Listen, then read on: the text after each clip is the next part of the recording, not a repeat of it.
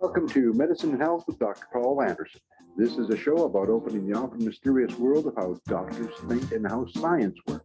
This program exists to educate and empower you, the listener. Now, here's your host, Dr. Paul. Good day, everyone. Welcome to Medicine and Health. I'm Dr. Paul, and today it's your COVID questions. So I get questions across a lot of different social media outlets, and so I thought we would just jump right in and get to them. So your COVID questions answered. Now these kind of go in an order, but because they're different, obviously different questions from different people, the only theme was COVID. So there's a lot of different directions we're going to try and go here in the next hour or so. And, every time I feel like, well, there's probably no more podcasts left for COVID. It's like the gift that keeps on giving. And so here we go. So the first one, and I think maybe this one I just pushed up to the top because it's been in the news. And if I was going based on things that have most recently been in the news up until about 20 minutes ago, this would have been number one. But in the last 20 minutes, FDA's put out a restriction on the Johnson & Johnson vaccine because of blood clotting, which we've known for a while. All of the vaccines have a potential for that. Johnson & Johnson's stats apparently were high enough to get the attention of the FDA. So that would have been probably more at the top. But since that just happened a few minutes ago, we'll get into the one that's been in the news for at least a few days, if not a couple of weeks. So the drug combo called Paxlovid. And if you've been watching, or maybe you've had it, or maybe you've been seeing some of the, either Twitter posts or news items, etc., it's in my news feed every morning. Basically, this is a two-part antiviral cocktail that is a drug called Paxlovid that is given for now SARS-CoV-2, COVID, and it includes an old school protease inhibiting drug called ritonavir, and ritonavir has been around for quite a while. Again, it's used in the HIV cocktails. It's a protease inhibitor. So if you think about a protease inhibitor, what they do is they go and they get in the way of replication of virus, and that's going to become important to our story coming up here.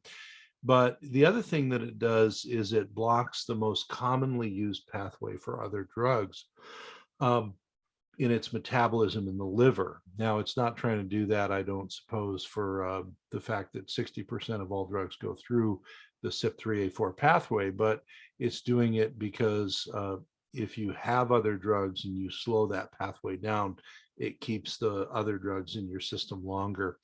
And in the case of its use in HIV, some of the other HIV drugs would be in there longer, and it would extend the activity of the HIV drugs. Well, they took that drug and combined it with a more modern protease inhibitor that was developed mostly for SARS-CoV-2.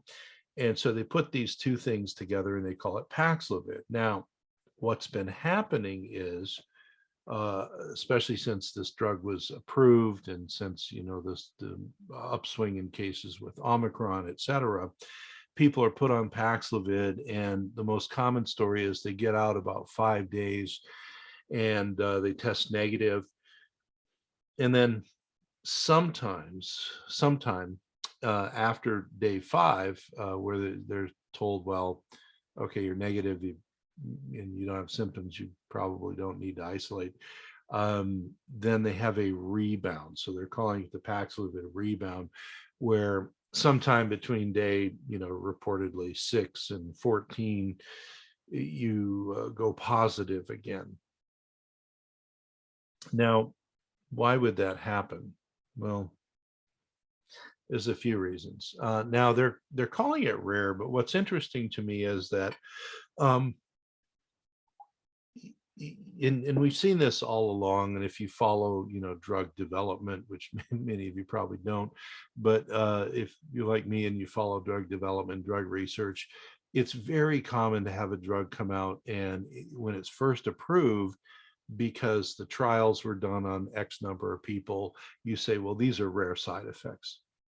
And then somewhere down the road, the side effect profile gets revised, or the drug even gets pulled off the market. And it's like, oh, well, why would they approve it in the first place when it had these other problems? Well, what happens is after you get through phase 3 trials, generally, you're allowed to move the drug to market if it gets approved. And so then there's post-market analysis that is done. And if over the years after the drug is approved, you start seeing a lot of a particular side effect, then that post-market analysis will feed back to the FDA, and FDA may put a black box warning for that on there, or they may take the drug off the market. They may do any number of things. Okay. So earlier in the show, I mentioned the Johnson & Johnson vaccines being restricted by the FDA. Why? Because of post-market reports. So the statistical anomaly that happens is your initial reports say it's super rare, and I'm just going to pick a number out of a hat here. This is not real numbers, but less than 1% or less than 0.1% have rebound positive COVID disease after taking Paxlovid.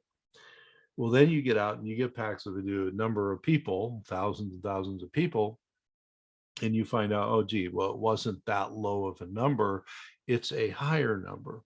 So one of the things most people know about, just to use an example of a drug that had this happen, are the fluoroquinolone antibiotics. And when they first came out, I remember when they first came out, very broad spectrum, very powerful antibiotics, and we tended to use them for infections that were really out of control, hard to kill, or had a lot of broad spectrum antibacterial need. And one of the known side effects was a rare potential for Achilles tendon rupture with the fluoroquinolones. Well, then a number of years after they'd been out, there were so many reports of Achilles tendon rupture and tendinoses and things like that, that they now have a black box warning on the fluoroquinolone saying that, this is a very big problem and you have to watch out for this. So my point here is that whenever you get a new drug that comes out, doesn't matter, people apply this to, vaccines or non-vaccine antiviral treatments, but any drug works this way.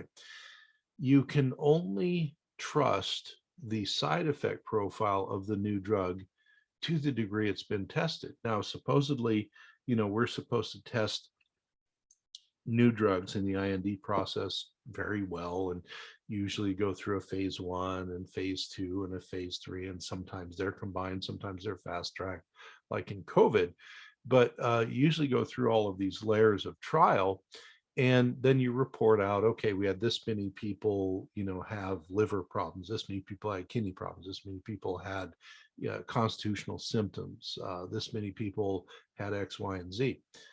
Those statistics, if the drug gets approved, or what the initial drug rollout will say, well, these are the side effects. Most are very rare. Don't worry about it. But we know that once we get it out to the market, we're going to have more and more people using the drug, especially a COVID drug during the COVID pandemic. And we're going to get a lot more of a spread across humanity. And it could be that in our earlier trials, let's say we used it on, a middle age group that was generally healthy, et cetera. We had inclusion, exclusion criteria that narrowed the age range down. And then you get it out into the general public, and you've got younger people than that and older people than that using it. And you've got sicker people using it. So that's one reason why this so-called rare side effect may not be so rare. The next reason is you have to think about the way that the antiviral drug, especially these cocktails, work. So the first thing is that these work by literally blocking replication of the virus. So this is different than a lot of, say, antibiotics that you might think about.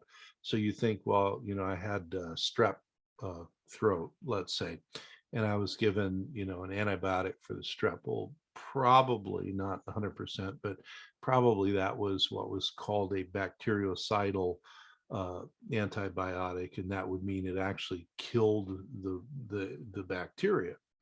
When we get over to virus, most of the gambits that we use to inactivate virus activity, and you want to remember that viruses aren't really alive in the sense of the word biologically, like we'd say about bacteria. Viruses are much smaller, they're much more mechanical. So as opposed to trying to kill something that's not even alive, you can inactivate it, etc. But usually what we're trying to do with the viral world is to stop the replication, because that's really the problem with the virus. Now, of course, we don't want bacteria replicating either. But if you think about the way that the virus works, it gets to your cells, it gets inside your cells. Generally, it hijacks your nuclear material in the cell, takes it over, and it shoots out a whole bunch of its children viruses. So if we can stop replication, slow the virus down. Well, think about it this way. What if you have a let's say in the days of Omicron, you have a very transmissible Omicron virus. It's not very pathogenic for most people, so it doesn't make them that sick, but they get sick.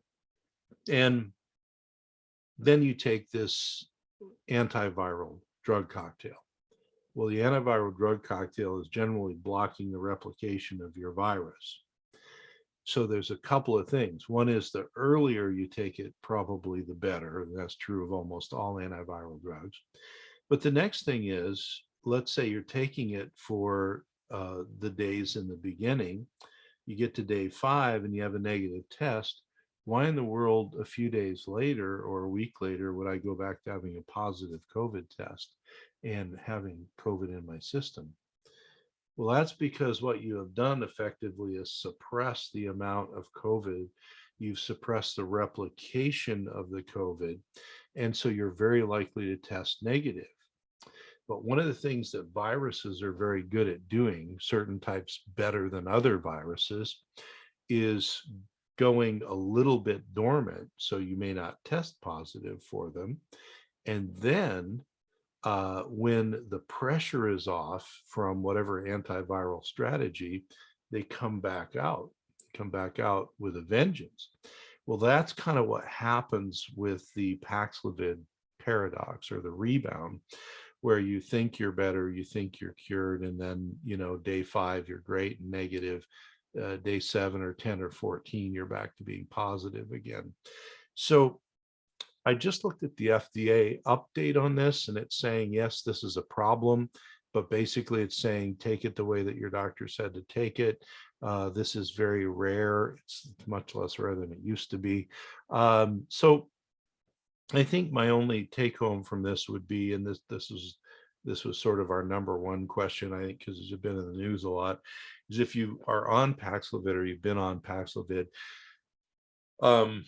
definitely do retest more than just at day 5 or day 7, but also I would do some of the other things that we're going to talk about to keep your immune system marginalizing the virus and moving out of your system on top of the Paxlovid. Paxlovid is not, antivirals are never a monotherapy, meaning even when we give antivirals for the HHV family of viruses, a very common thing that we do, we generally give the drug, but then we also will support the rest of the system to kind of rise to the occasion and do what the immune system is supposed to do. And we'll talk about ways and means to do that coming up. So the next one, And probably this is maybe the second most common thing in the news. I think now it'll be the Johnson Johnson thing we talked about. But the next one was, did Denmark really suspend its vaccination program? Well, this is very interesting because as I was preparing for this particular program here, I just happened to open up my news feed. You know, you get on your device there, you get all the news and news feeds you want, right? So one of the things that it said, and I'd already kind of looked this up, and I had looked into some reporting by some PhDs in the UK that I like to follow because they're usually a little bit ahead of where I'm at with the data. And they were talking about, well, Denmark did this, and we'll go through the reasons why. Well, then there was like, well, it was a United States news outlets as well. This has been fact checked and it's not completely true, blah, blah, blah.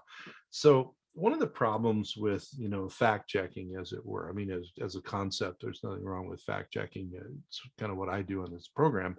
But one of the problems with fact checking is you can say things in a number of different ways. So what the fact check would be reporting to you is Denmark did not suspend its vaccine program. Now that's not true either. So the fact check is not true, but the assertion that Denmark has completely stopped doing vaccinations is also not true. But isn't life and the truth usually somewhere in between the two extremes? Yes, that's true. And so what is really going on in Denmark? Well, and this number is going to come up as important in our next question. So just keep in mind, Denmark has a greater than 80%, it's a highly vaccinated country. Greater than 80% have 2 vaccines. And if you count one, anywhere between 1 and 4 vaccines, it's like 90 some percent. The next thing is that of this highly, highly vaccinated country, an extremely large proportion, because Europe had Omicron before North America did, extremely large proportion of this highly vaccinated country has also had Omicron. And what we know now from the research is that either just having the infection alone or having the infection on top of your vaccine creates a very heightened amount of immunity against certainly getting another one of the many Omicrons that are out there. And so the country, based on the reporting in the outlets that the official scientists and policymakers have there, basically has said we are going to suspend our active vaccination program with some caveats. So this is where the fact checker said, well, they didn't really suspend everything, and that is true, but they suspended most of it. Okay, so Denmark did suspend most of their vaccine program, and part of it is due to their high vaccination rate. Part is due to the fact that in this high vaccinated community, they also had a super high level of Omicron breakthrough, okay, immune escape, they call it. So the Omicron came even though you were vaccinated. So now you sort of have 2 levels of immunity developed. So they are really looking at it from the point of view of acceptable infection risk. So they don't need to continue with vaccination. Now, the caveats are, number one, and any country would probably say this, we may reinstate the vaccination program in the summer if we need to. And as I say, any country would say this because you can't predict the future. And what if there's, a resurgence or there's some other variant or whatever, if you come out and you say we're never vaccinating anyone again, and then in the summer you start doing it again, you're going to look kind of stupid. So they say, well, we're reserving the right to bring it back if we have to.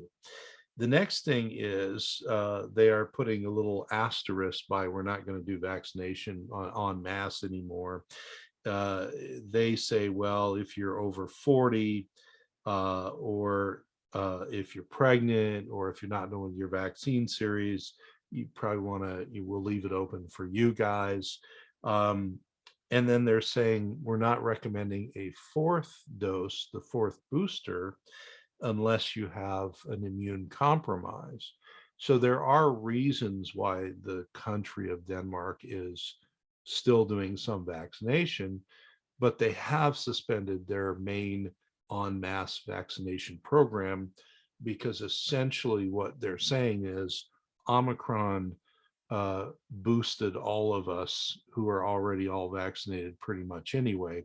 So there's really no point in us synthetically boosting, because Omicron did it for us. So when you look at, I've already got vaccine coverage, and then I do Omicron infection on top of it, it's like a super booster, if you will. Now, you should know that there's also, and this is mostly European data, but there is also data that shows that just having, Omicron on its own is pretty robust immunity also. So, and we've talked about in the previous shows about COVID, how with Omicron everything changed. So used to be with Delta, it was mostly unvaccinated in the hospital. Now with Omicron, it's more, more vaccinated and all that. And there's a big flip that went on with Omicron.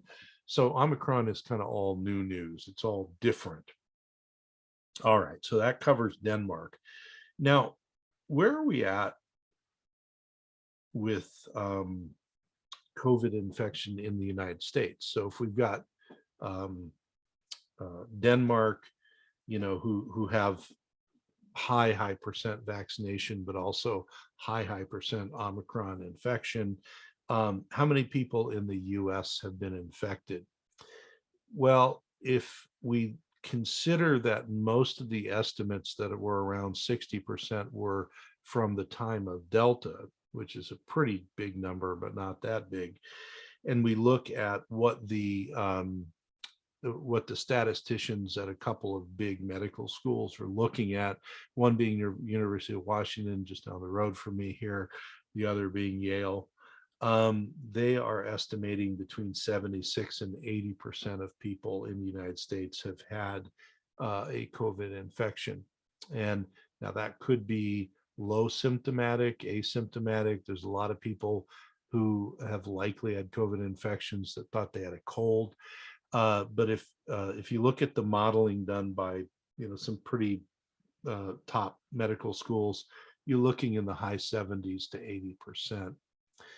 Now, when you look at, and that was sort of the third big question that came in, when you look at, herd immunity, what we're now talking about is, because Omicron is irrespective of vaccination status at this point, as far as its ability to infect you, it is the vaccine and Omicron have a lot of breakthrough infection with Omicron.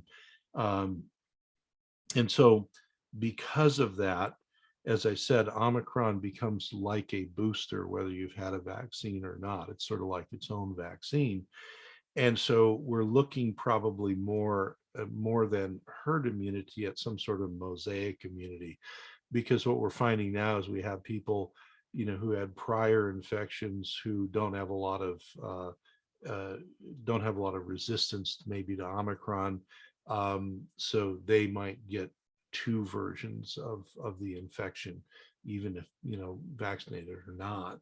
But we are hitting about 80%, and the early estimates for herd immunity would be somewhere in the high 80s to the low 90% of the world.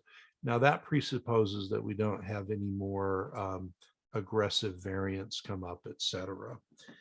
And I think that that leads to the next question, which is it turning out, because now we've had Omicron for a while, is it turning out that Omicron is still less deadly but much more transmissible? And the statistics would still show that Omicron has immune escape, meaning it walks right through your vaccine status for the most part. It's a lot easier to get. It's a lot easier to transmit. But the disease state for most people is much lower. Now, later in the program, we're going to talk about when it's not lower, because it's not always lower. But by and large, the general rank and file of humans are going to do fine with an Omicron infection, and they will, so it's what Denmark is essentially saying is we're gonna have Omicron and other variants, and we're going to get these infections. We can't vaccinate our way out of it, so we might as well just let nature immunize us, which is really what's happening in most of Europe. That's the way they're looking at it. Kind of the total opposite of the way they're looking at it in China, where there's complete lockdowns and all that. They have the zero COVID policy, which is never going to work. So there's that. Now, next question was about our old friend remdesivir. And there's a lot of controversy around remdesivir. Again, this is an antiviral. It's most commonly given in the hospital, and it is associated with things like kidney problems, liver problems, and other things of that nature. Now, there's sort of two ways emerging in the research to look at remdesivir as far as, is it an appropriate treatment for our patients with COVID? One is in the hospital and the other is pre-hospital. So they're starting to look at remdesivir as a pre-hospital treatment. Now, remdesivir, again, is one of these drugs that essentially is a viral replication inhibiting type of a drug. That's an oversimplification, but basically.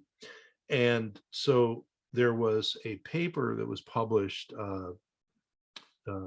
a few months ago. It's pretty recent for COVID time, by Gottlieb et al., Gottleib, in New England Journal of Medicine. So if you want to look this paper up, if you have an interest in remdesivir for some reason, Gottleib, Gottlieb, New England Journal of Medicine, December 22nd, 2021 was the publication date. And what they said was, if we took people before they got to the hospital and gave them 3 days of intravenous remdesivir, we wound up with statistically less hospitalization and less death. So that's great. Okay. Now, most of the people in the study were 50 or older and had comorbidities of either diabetes, obesity, hypertension, or some combination of those. And as we've talked about for over 2 years now, those are still the comorbidities that will sneak up and shorten your life with COVID. Now, there's others that we'll talk about, but those are the bad ones: diabetes, obesity, and hypertension. So when we think about it, if we have people at higher risk, which is really what the paper was looking at, wouldn't it be better to treat them before they got to the hospital? Now, there's some of us who have been talking about pre-hospital treatment and early treatment for a very long time. I'm one of them. And sometimes the things that we talk about using are, kind of popular, and sometimes they're considered unpopular by the medical community or whatever. But if you're sitting there looking at people who are sick, and people who have potential of dying from COVID, et cetera, my experience and the experience of a very large group of physicians treating patients has been, if we do early treatment, we have less need to go to the hospital, we have less death, we have less post-COVID syndrome, we have less of everything. So earlier treatment is wise. Now, we already talked about Paxlovid, and it's going to have some limitations because either they're not using it long enough or the dosing isn't maybe dialed in right or whatever. But Paxlovid is an example of that. Another example is early use of remdesivir. And basically what's interesting is in a high risk group of people over 50, 1, 2, or 3 of the big comorbidities for COVID, the adverse event profile was about the same between the placebo group, so they didn't get any of the drug, and the people who got the drug. And they did, in the people who got the drug, have an improvement in hospitalization and death rates. So again, remdesivir may have its best shining place in the pre-hospital environment. Now, where remdesivir is maligned a lot is in the hospital environment. But one of the problems with the hospital environment is if you're trying to, treat COVID illness, by the time you get to the hospital, you got a lot of their problems going on. And if you're trying to drive the bus of COVID treatment with one primary tool being remdesivir, you're going to have not only more high-risk patients, you're also going to have more comorbidity. And if you don't treat the other risk factors and comorbidities, the remdesivir can only do what it does. Also, with the higher risk patients and older patients, you're more likely to get the other side effects because they're sicker people. Okay. Whenever you do drug trials,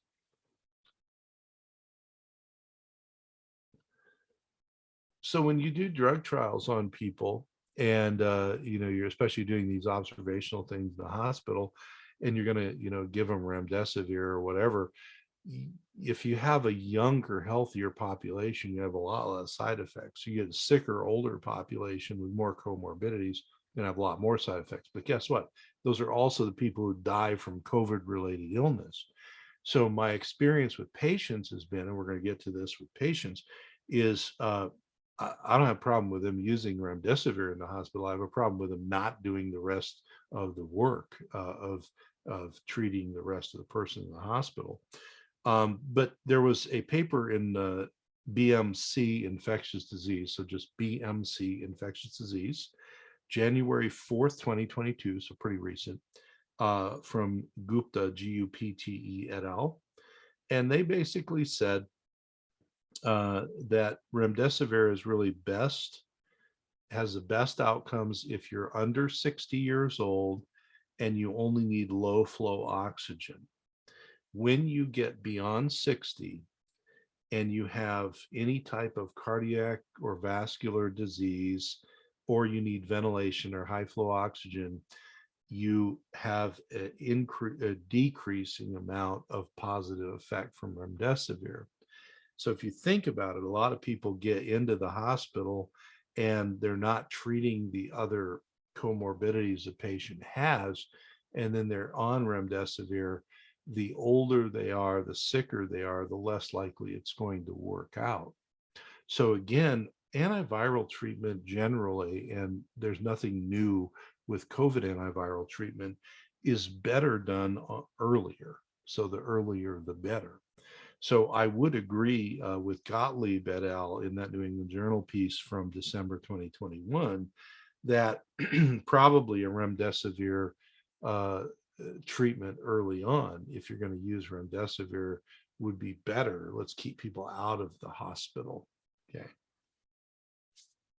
So what's next here?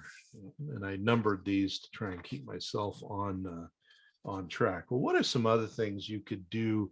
Let's say you're one of the 20% of people that hasn't had COVID yet, or at least you don't know you had COVID. Something that you can take a look at, and if you want the reference for this, you can just go back to my show notes for the YouTube channel. Go to the YouTube channel where I put all the show notes, and the show on March 3rd, 2022. So just a little over a month ago, March 3rd, 2022, 2 months ago now, sorry, time flies. March 3rd, 2022, there's show notes in there. It's got the paper, but basically they looked at vitamin D levels in people, and they happened to be doing a study not about COVID, but then COVID happened and they already had all the vitamin D levels on these people. And so they said, well, was there any relationship between their vitamin D levels and the severity of their COVID? Well, what they found was that at a vitamin D deficient level, you were 14 times more likely to have severe or critical COVID disease than those that had a reasonable level of vitamin D. Now, depending on what country you're in, these are reported differently. So in the paper, they reported nanograms per milliliter. So under 20 was the low deficient folks. If you're in a country that uses nanomoles per liter, that's 50. So for instance, I believe in Canada, it's nanomoles per liter, which would be 50. In the US, nanogram per milliliter, so it'd be 20. Those are the same number. They're just different units of measurement. If you're looking at replete vitamin D status, it wasn't that high, really. It was 40 nanograms per milliliter or higher, and that's 100 nanomoles per liter or higher. So vitamin D levels and status is something that you can do that's actually preventive. Now, I was on an interview about a year and a half ago, and we were cautioned about saying anything was preventive because, of course, it was, a year and a half ago, and we didn't have a whole ton of data. But this is fairly compelling data. And again, you can go back to the YouTube show notes there on March 3rd, 2022. Mine, it's got the reference for that in there. So vitamin D is something that you can do. Now, there's other things that you can do that I want to go through here. And these would be nutrients with respect to other vitamins, minerals, et cetera, that have been studied around SARS-CoV-2 or antiviral effect, et cetera. And so the first thing that you want to think about is with vitamin D, what we always say, it's fat soluble. So you don't want to take it at high doses forever and ever. You want to get your levels checked, et cetera. But short-term use of an amount to get your levels up is very safe. Now, there are some people, very rare, who short-term use might be a problem. But generally speaking, if you're going to go, 3 months and try and get your levels up before you get a chance to see your doctor and get your levels checked, you're usually okay doing that. So with vitamin D, you can very easily take 10,000 international units a day. And if you do a supplement that has vitamin D and K2 together, those are usually at a particular ratio, much less vitamin K2, but they support each other. That's the one that I use, and about 10,000 a day is fine. If you're going to do that longer than 3 months, go get your levels checked, and they can say, oh, that's fine, or you can back off now because you have enough. The next is vitamin A. Now, vitamin A is also fat soluble. Vitamin D and A aren't really vitamins. They're more hormone-like substances, but we are concerned with fat soluble vitamins as they may build up. But again, if you haven't been taking any vitamin A and you're doing fat soluble vitamin A, like retinol palmitate, for example, you could take easily 15 to 25,000 units if you're, especially in cold and flu season, and you could do that, for a month. If you're pregnant, you don't want to go above 10,000 international units of vitamin A. And of course, for anybody, you should seek your doctor's help, especially if you're pregnant or nursing. But if you're not pregnant or nursing and you're just doing general protection for a month, 15 to 25,000 units, and then somewhere between 5 and 10,000 is usually plenty to keep you there. The next thing is vitamin C. And we talk about this a lot. Too much vitamin C orally can give you diarrhea. So usually we have you spread it out. Remember, we've talked about this one a lot in the past, where vitamin C is best going in over time through the day. So having it and taking it with your meals is an easy way to do that.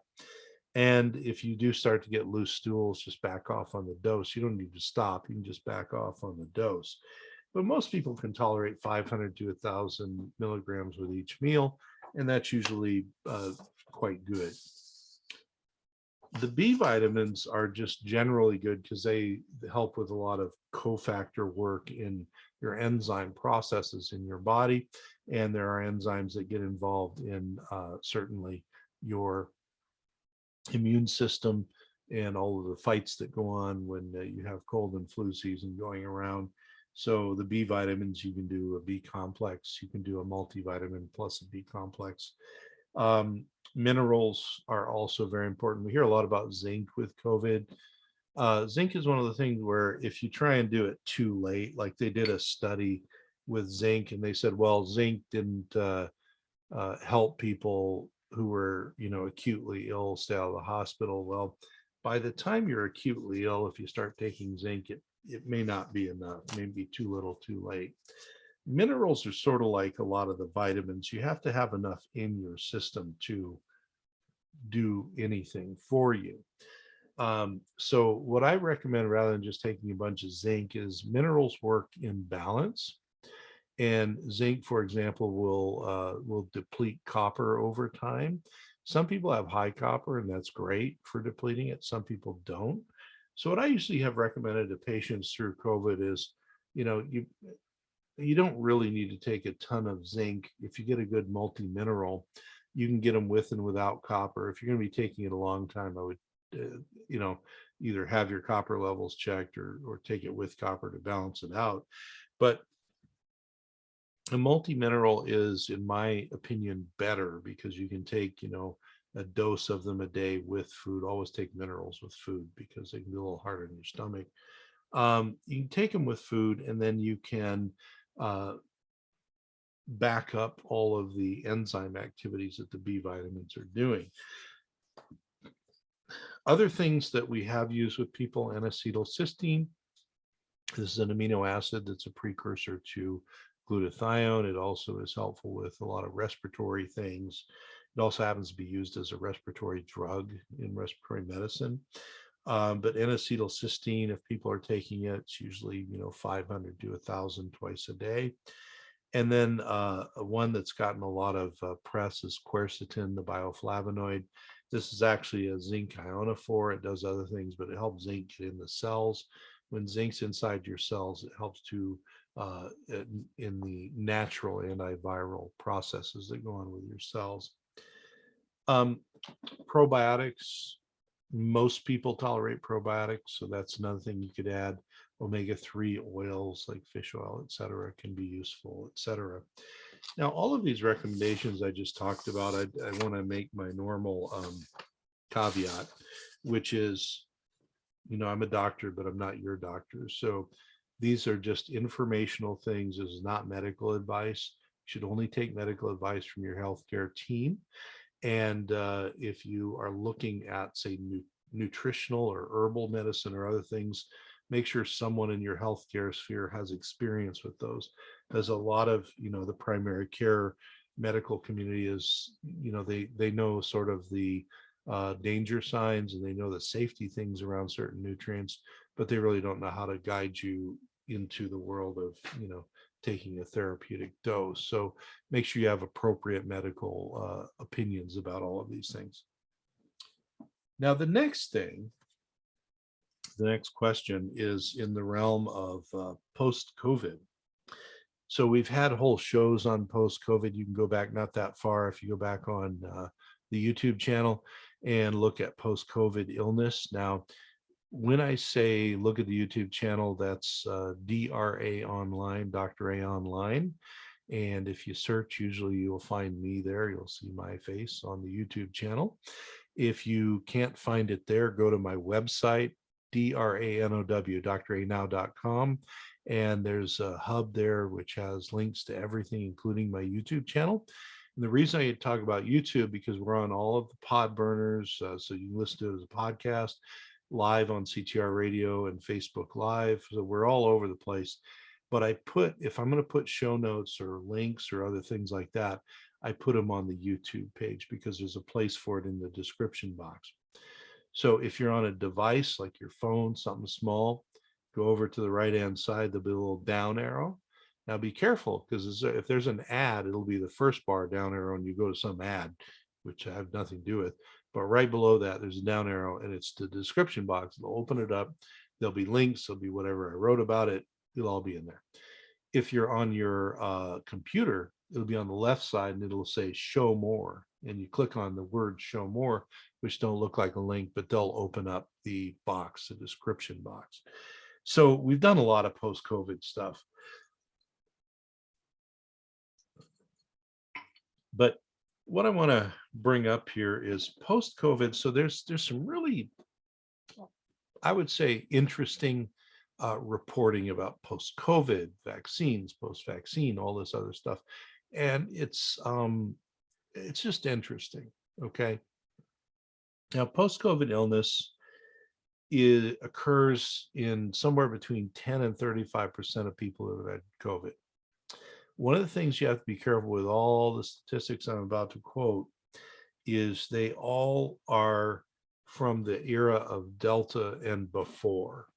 We don't have really good updated statistics on post-COVID for Omicron. We have a lot of anecdotal evidence. We have a lot of stories.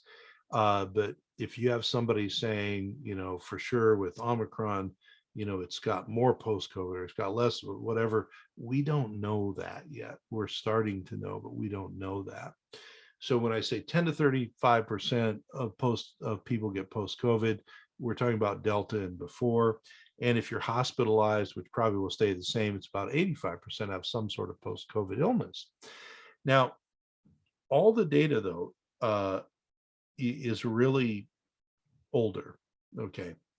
So one of the things I tried to find good answers for, because right now there's just a lot of speculation on the news services and the internet, is does vaccination actually lower your risk for post-COVID illness? And I found some people reporting and saying, definitely it's much lower, et cetera. I look for their references and their resources, and there aren't any. And what it turns out is it's an anecdotal observation, which is fine, but you should say that. So if we look at people from the pre-vaccine and then the Delta prior era, the only data I could find either said there was a little bit lower risk or there was no difference. And it was two papers that were reported on from another paper. And so one of them was in the Lancet, the very famous journal, the Lancet, from Antonelli et al., volume 22, issue number 1. In Lancet Infectious Disease, so 2021, volume 22, issue 1, Antonelli, that was one about post-COVID and vaccine. The other was Taquet, T-A-Q-U-E-T, in Brain Behavior and Immunity, volume 103, July 2022. And you think, well, it's not even July 2022 yet. That's its publication date in the future. It's been out as a preprint for a while, but it's going to publication. And those two papers looked, and again, they looked at a lot of pre-vaccination and also a lot of pre-Omicron. And it's somewhere between, it doesn't help at all, or it helps to some degree.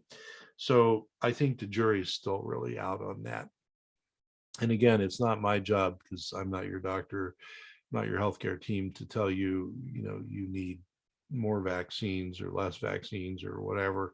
That's between you and your healthcare team. I'm just pointing out that I get a lot of questions about this. And if we're honest about the data, especially where Omicron has changed the whole world, it's changed all of the data.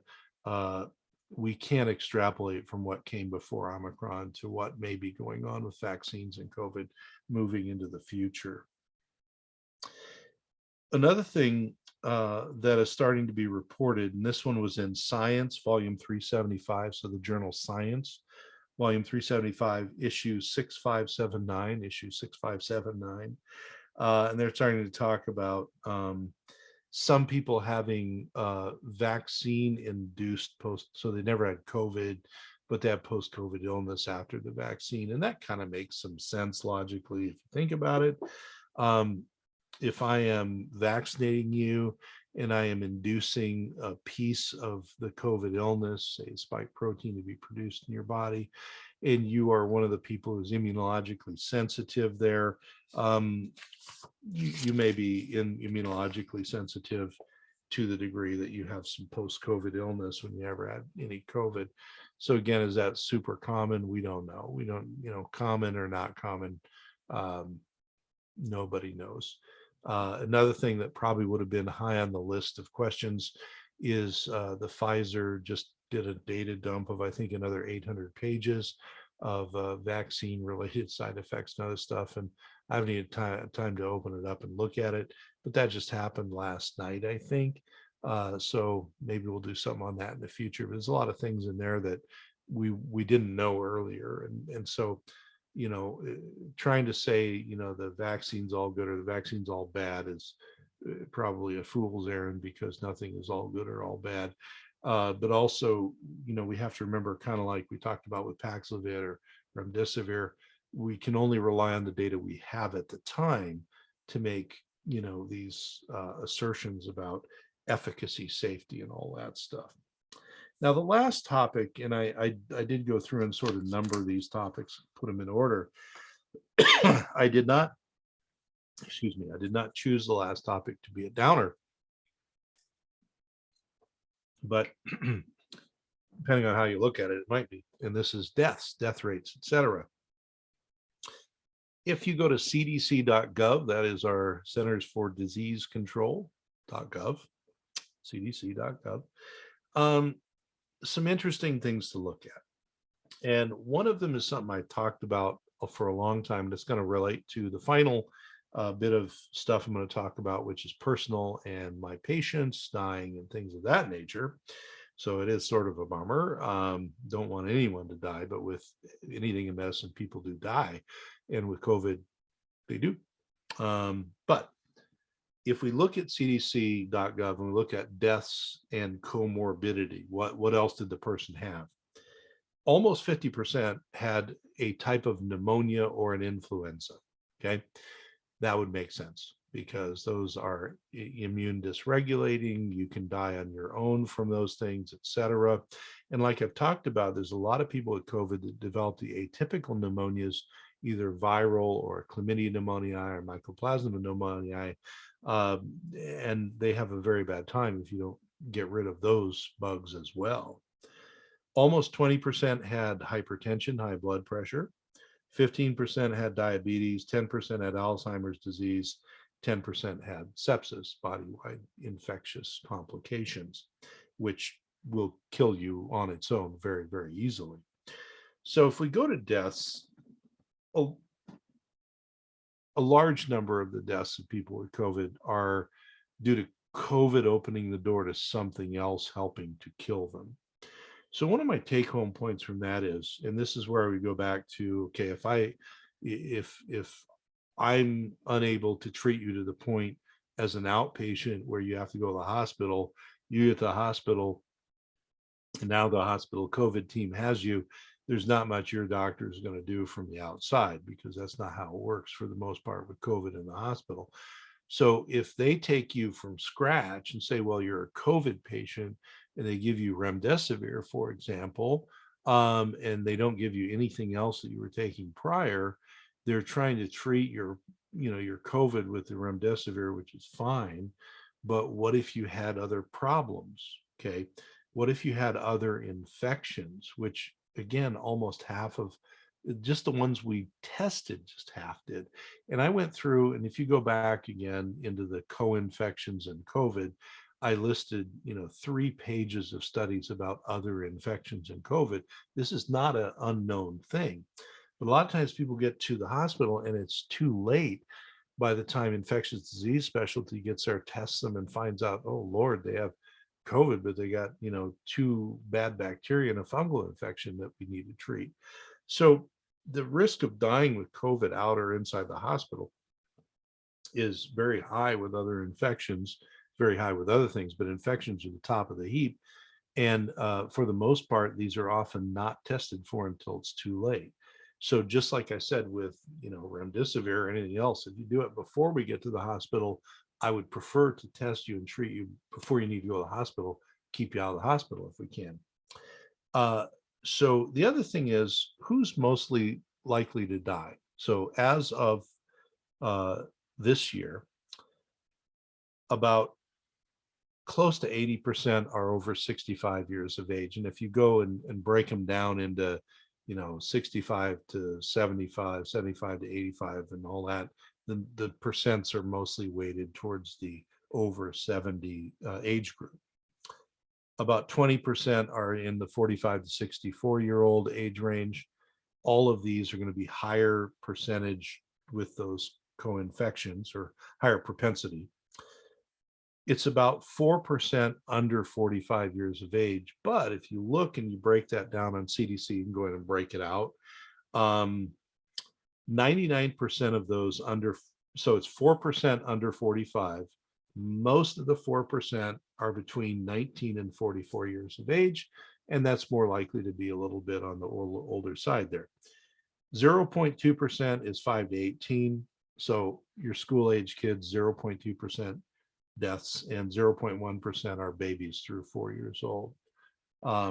So the 18 and under is less than a fraction of 1%, right? 0.2 and 0.1%.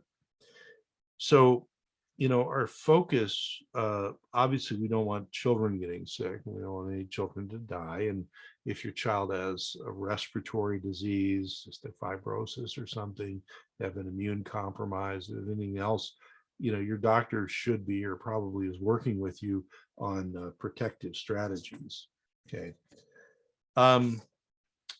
We are not managing our time very well here right at the end. So I will just shorten up the part about who died in in my patient group. It tended to be people who got to the hospital, and it's a very small number, okay, of everybody we've treated outpatient in my group. Tiny fraction ever have to go to the hospital. But those who do, if they go there and then they have co-infections that are not treated, those are the people that die. And then the other group are people who get too far down the road on ventilators, and you're more likely to die then. Well, I'm sorry to end it that way, but this is Dr. Paul Anderson from Medicine Health. This was your questions asked about COVID as of today, May 5th, 2022. I will see you all on the radio next week or YouTube anytime. Thanks.